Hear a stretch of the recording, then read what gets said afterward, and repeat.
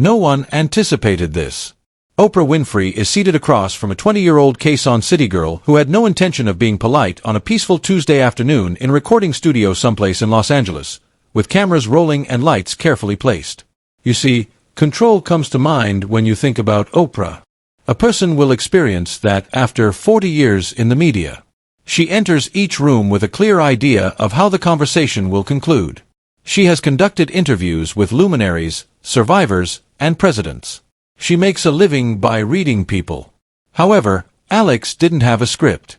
She brought something far riskier than preparation. She arrived with the truth. The world will never be the same once Oprah's remarks went awry. To really appreciate the significance of what transpired, you must grasp the context, so let's go back a little. This wasn't a behind-the-scenes conversation or a casual podcast.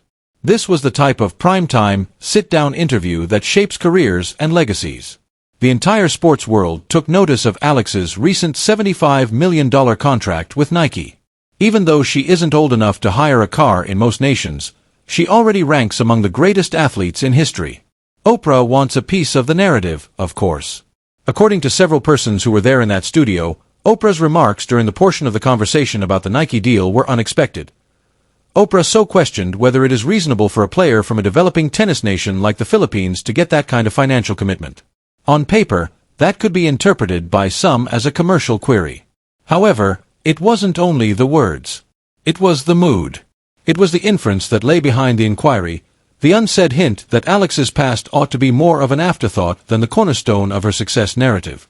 The energy transfer was described as instantaneous by others in the room, as if the temperature had plummeted by 10 degrees in less than a second. As they waited to see what Alex would do, everyone held their breath. This is what casual fans sometimes overlook about Alex. She is more than just a tennis player. Rafael Nadal, a man who made mental toughness an art form, has trained her.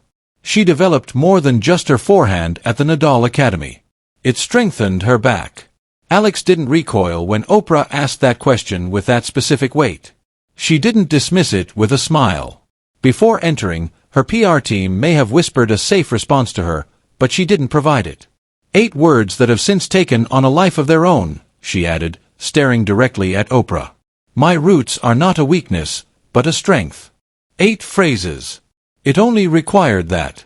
Suddenly, the diminutive woman became one of the most influential women in media history. The room fell silent. If you know anything about Oprah's interviewing approach, you know that she rarely pauses. However, some who were present claim that she did. She didn't have a follow-up prepared for the first time in decades. She didn't have anything. And something enormous changed during that quiet. In a matter of hours, bits and pieces of the narrative started to leak out, as is always the case when a room's energy is too intense to hold. Social media erupted. Fans of sports, tennis, and the Philippines who had never given a WTA match a second thought were suddenly captivated to every update. The hashtags appeared quickly and forcefully. Words like stand tall and respect the roots are used in many languages and on various platforms. Furthermore, the response was more than merely sentimental. It was well planned. Fans have dubbed the Eala community Eala Mania, and they united like a digital army with a specific goal. They weren't merely standing up for Alex. Every media outlet that believed it could determine an athlete's value based on the GDP of her nation of origin was receiving their message. There was actual terror going on behind the scenes at Oprah's production firm. According to insiders, her staff took quick action to try to minimize the damage. According to reports, producers were incensed about the circumstances rather than Oprah specifically.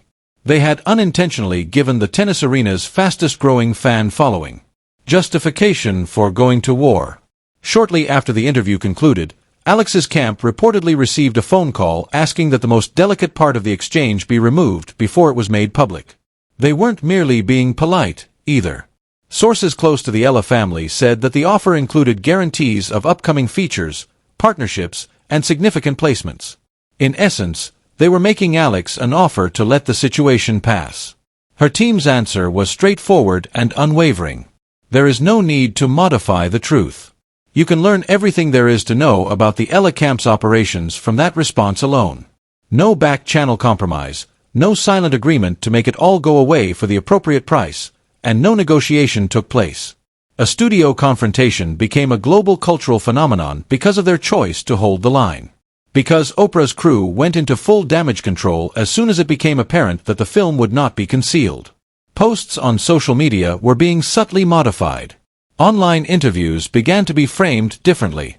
However, it was already too late at that point. They had already taken screenshots of everything, and Eala mania never sleeps. Then, despite all efforts to keep it under wraps, the audio, a 45-second clip purportedly from an off-camera transition time during the interview, appeared online. In it, Oprah is purportedly heard questioning a producer about why the Philippines market is given such a significant place in the international tennis discourse. The Filipino community was rocked by the audio and those comments in that particular situation. This was no longer interpretation. This wasn't interpreting a well-crafted question. This was a true dismissive moment that occurred behind the scenes, was captured on camera, and is now permanently available online. The response was immediate and widespread. Filipino communities came together under one banner from the streets of Los Angeles to Manila and Milan. This was no longer an interview about tennis. This concerned a tendency in Western media to take the authority to determine which stories from certain locations should be taken seriously. To her credit, Alex continued to practice. She was preparing for her March 6 debut on the Indian Wells courts while the world was melting down over her narrative. According to many who saw her train that week, she was striking harder than ever, focused and sharp, as if the controversy was energizing rather than depleting her. Then her dad said something. It seemed that silence was no longer sufficient for Mike Eala, a man renowned for his quiet dignity. "Their heritage is not a marketing gimmick," was the title of a statement that went viral and was attributed to him. According to reports, he clarified that his daughter's $75 million deal wasn't given to her by a company searching for a unique narrative. It was gained via years of unrelenting sacrifice at the Nadal Academy, early mornings, heartbreaking defeats, and the kind of discipline that doesn't care where you're from. Something was emotionally exposed by that statement. Because Mike Eala wasn't speaking as a famous father defending his daughter's brand, many who had been following the situation analytically now felt it personally.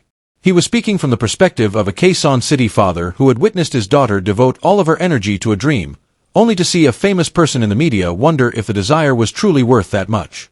The ripple effects spread quickly.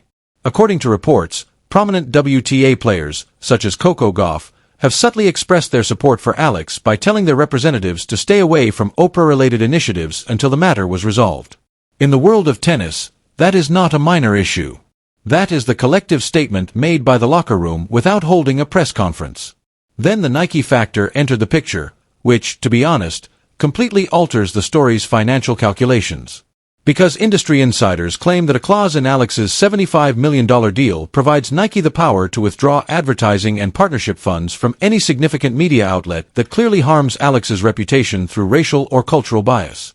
The mere fact that that clause exists conveys a message whether or not it is active. It indicates that Alex and the brand support are active participants. The retreat apparently picked up speed since they included protection in her contract, and Oprah's crew knew exactly what that meant for their advertising ties. Before anything was even close to being accepted, the Eala camp reportedly rejected draft apologies 3 times. Alex's team expressed the same message in different ways each time. This has nothing to do with brand protection. This is about admitting the truth of what transpired. According to reports, the 4th attempt was more sincere, more precise, and more inclined to identify the real problem rather than skirt it with business jargon about cultural sensitivity and educational possibilities. However, by that point, millions of individuals had moved past the apologetic phase of the conversation since something had already been established. A movement rather than merely a disagreement or an event that went viral. Alex did something unexpected when she left the practice court the day before her Indian Wells debut. She stopped in front of the cameras, pointed to the Philippine flag sewn onto her uniform, and then tapped her temple in place of the customary post-practice wave or fan photo. Just that, no words. Everyone knew exactly what she meant, and the internet went crazy. This is where all I know and who I am originates. Roots and intelligence, heritage and intellect. She didn't have to pay for the gesture, but it stated all that 20 press conferences couldn't. Watching from a distance, Rafael Nadal allegedly informed a close friend that Alex's 8-word remark in that studio was more valuable than any Grand Slam trophy. From a man who has won 14 of them, That is no casual compliment. That's a mentor realizing that his pupil has accomplished something that tennis could never accomplish on its own. She refused to diminish herself because she had entered one of the most influential rooms in American journalism. And no one could even call it aggressive because she did it with such grace and cleanliness. She simply spoke the truth. The so-called Oprah scandal turned out to be about much more than a single awkward interview moment. It turned into a vote on who should determine an athlete's worth. Whether the athlete herself, her family, her community, and yes, her 8 words now possess that pen, or if it can still be written from a position of cultural assumption and media dominance. On March 6th, Alex entered the Indian Wells court with all of that weight, not as a burden, but as motivation. She wasn't merely competing for sponsorship optics, prize money, or ranking points. She was playing for every child who has ever heard someone suggest that one's potential is limited by their origins. That motivates people in a different way. The type that doesn't wear off in between sets is that. You already know that she appeared utterly unflinching if you saw her that day. One thing is certain, regardless of her career's future developments or the titles she wins or loses.